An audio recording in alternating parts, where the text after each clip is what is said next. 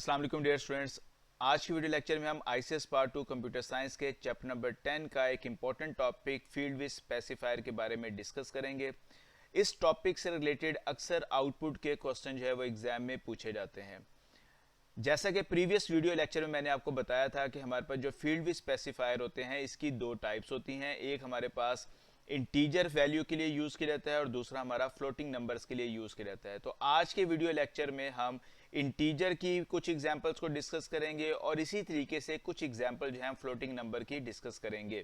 First हमारे पास जो example है ये इंटीजर की है। अगर यहाँ पर देखें हमारे पास क्वेश्चन लिखा हुआ है what will be the output of the following code. यहाँ पर हमारे पास एक इंटीजर टाइप का वेरिएबल है a और इसके अंदर जो वैल्यू है वो 786 है। इसी तरह प्रिंट एफ फंक्शन के अंदर जो हम फील्ड विद स्पेसिफायर यूज कर रहे हैं उसकी वैल्यू हमारे पास क्या है, दैट इज 7। तो सबसे पहला काम आपने ये करना है कि आपने अपनी आंसर शीट्स के ऊपर 7 कॉलम्स लिख लेने हैं, 1 2 3 4 5 6 7। फिर उसके बाद आपने ये देखना है कि ये जो मेरे पास वेरिएबल a है इसके अंदर मेरे पास जो नंबर ऑफ डिजिट्स हैं वो कितने हैं। तो हर एक डिजिट जो है वो एक कॉलम जो है वो ऑक्यूपाई करेगा।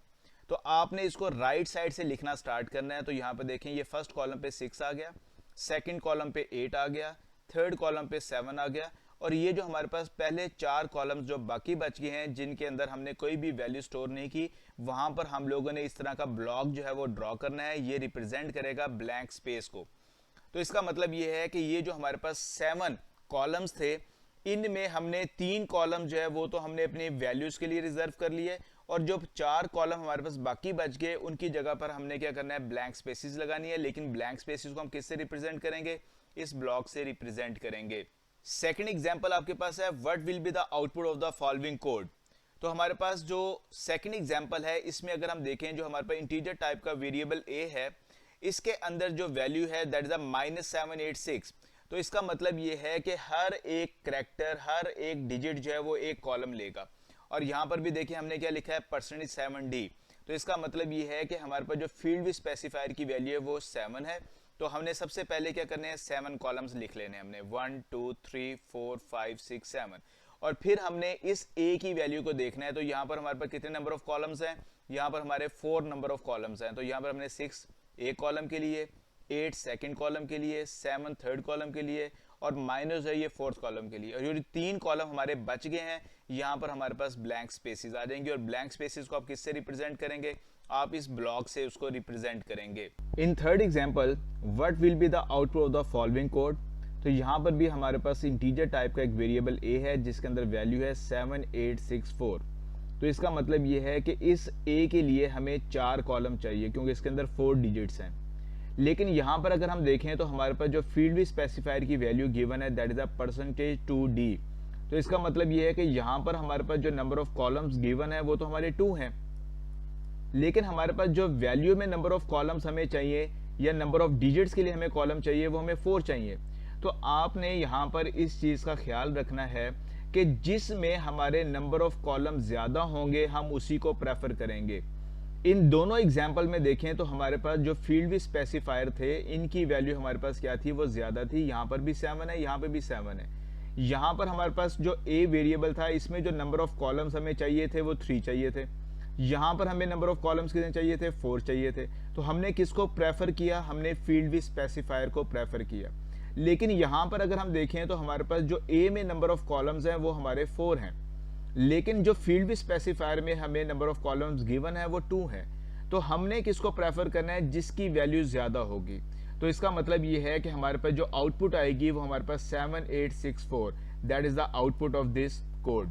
नेक्स्ट हमारे पास जो एग्जांपल है वो फ्लोट फील्ड विद स्पेसिफायर की है। बड़े ध्यान से आपने इस एग्जांपल को अंडरस्टैंड करना है। यहाँ पर हमारे पास फ्लोट टाइप का एक वेरिएबल a है जिसके अंदर वैल्यू जो है 3.459 पड़ी हुई है, जबकि अगर हम फील्ड विद स्पेसिफायर को देखें तो यहाँ पर 7.2f है। तो इसका जो जनरल फॉर्म थी हमारे पास वो थी m.n। m जो है ये रिप्रेजेंट करता है टोटल नंबर ऑफ कॉलम्स को। तो यहाँ पर टोटल नंबर ऑफ कॉलम्स कितने हैं, 7 है। तो सबसे पहले आपने आंसर शीट्स पे 7 कॉलम्स जो है वो लिख लेने हैं, 1 2 3 4 5 6 7। उसके बाद हमारे पास ये जो n होता है ये रिप्रेजेंट करता है number of columns after the decimal. यानी कि पॉइंट के बाद नंबर ऑफ कॉलम्स हमें कितने चाहिए, हमें 2 चाहिए। तो मैंने यहाँ पर ये पॉइंट लगा दिया और पॉइंट के बाद हमारे पास नंबर ऑफ कॉलम्स कितने आ गए हैं, ये 2 आ गए। अब आपने अपनी वैल्यू को देखना है, तो वैल्यू में पॉइंट के बाद हमारे पास कितने कॉलम्स हैं, कितने डिजिट्स हैं, 3 डिजिट्स हैं। अब आपने ये देखना है कि ये जो लास्ट आपके पास डिजिट है इसकी वैल्यू अगर 5 के इक्वल या इससे ग्रेटर है तो इसके जो नेबर है इसमें हम 1 क्या करेंगे, ऐड कर देंगे, यानी कि इसको हम राउंड ऑफ कर देंगे। तो यहां पर हमारे पास आउटपुट क्या आएगी, 46 आ जाएगी। और पॉइंट से पहले हमारे पास सिंगल डिजिट है तो ये 3 हमारे पास वैसे ही यहां पर आ गया। अब हमारे पास ये 3 कॉलम बाकी बच गए हैं, तो ये 3 कॉलम जो बाकी बच गए हैं यहां पर हमारे पास क्या आएगी, ब्लैंक स्पेस। और ब्लैंक स्पेस को आप किससे रिप्रेजेंट करेंगे, आप इस ब्लॉक से रिप्रेजेंट करेंगे। तो इसकी आउटपुट हमारे पास क्या आएगी, 3 स्पेसिस, उसके बाद 3.46, that is the output of this code. Next example जो है ये बहुत ही ज्यादा इंपॉर्टेंट एग्जाम्पल है, इसको आपने अच्छे तरीके से अंडरस्टैंड करना है। यहाँ पर अगर हम देखें तो हम फ्लोट टाइप का जो वेरिएबल ए ले रहे हैं, इसके अंदर जो वैल्यू है वो पड़ी हुई है 0.454, यानी कि इसके अंदर इंटीग्रल वैल्यू नहीं है। अगर इस तरह की कोई एग्जाम्पल आ जाएगी, आपने इसी एग्जाम्पल को फॉलो करते हुए उसका आंसर जो है वो लिखना होगा। तो यहाँ पर अगर हम देखें तो जो हमारे पास फील्ड विथ स्पेसिफायर की वैल्यू गिवन है वो 7.2f गिवन है।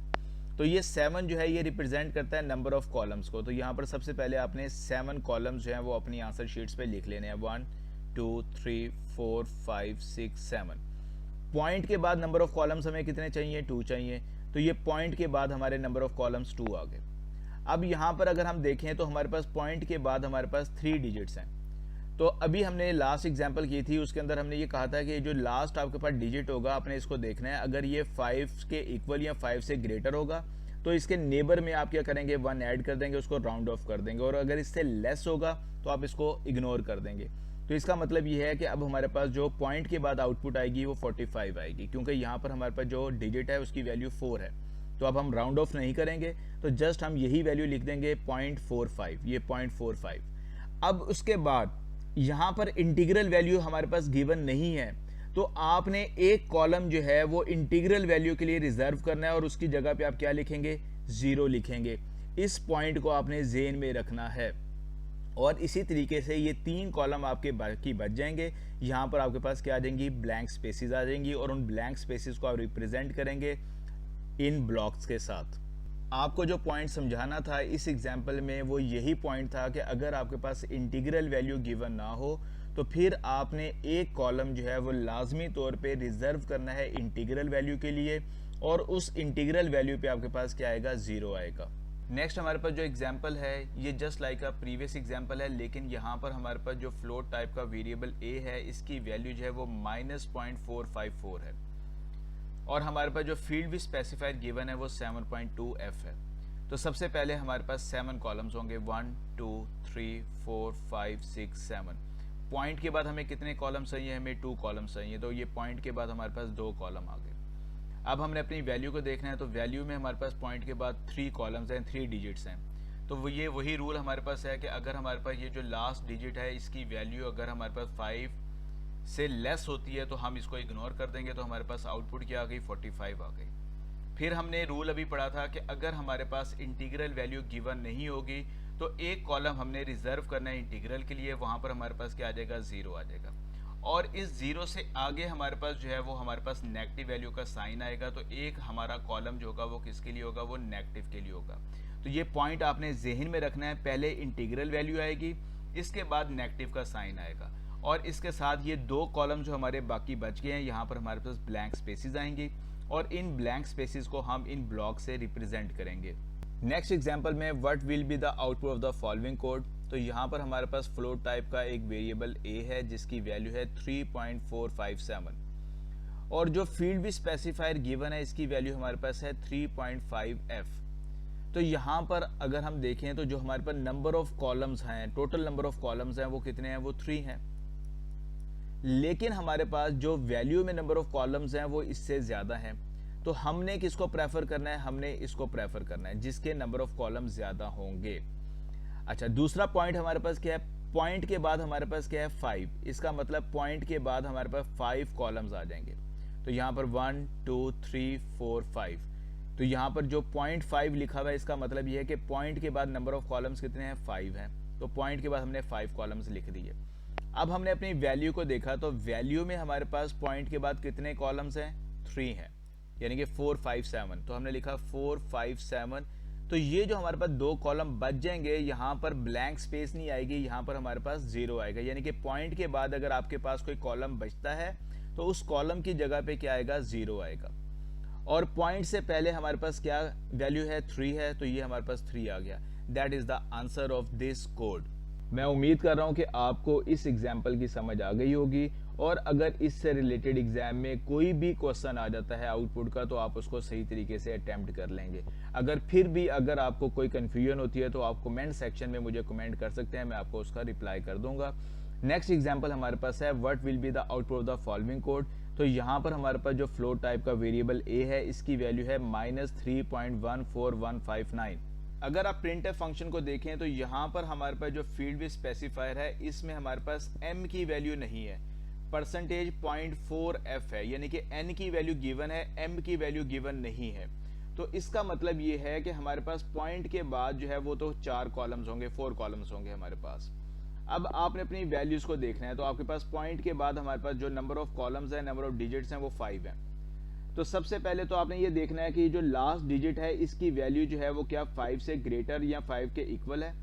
अगर 5 के ग्रेटर या इक्वल होगी तो फिर इसके जो नेबर है इसमें 1 आप ऐड कर देंगे, यानी कि इसको राउंड ऑफ कर देंगे, तो ये वैल्यू आपके पास क्या बन गई, 6 बन गई।